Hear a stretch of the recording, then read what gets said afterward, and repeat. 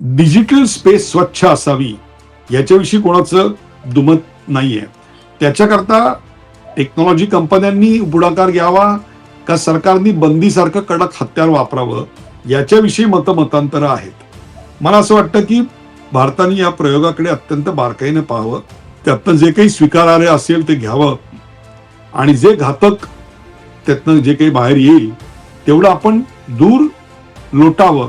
याचं कारण याच्यामध्ये खूप मोठ्या प्रमाणात सायबर गुन्हे जसे घडत आहेत तसंच एक खूप मोठ्या प्रमाणात लाट निर्माण करणे, खोटं नॅरेटिव्ह पसरवणे या देखील गोष्टी आहेत. ॲडिक्टिव्ह याच्यामध्ये खूप गोष्टी आहेत. पोर्नोग्राफी याच्यामध्ये खूप मोठ्या प्रमाणात आलेली आहेत. आणि जो आत्ता बघतोय कंटेंट त्याचं वय कसं ठरवणार टेक्नॉलॉजी? काही मुलं थोरात दिसतात, काही लहान दिसतात, अशा अनेक गोष्टी आहेत.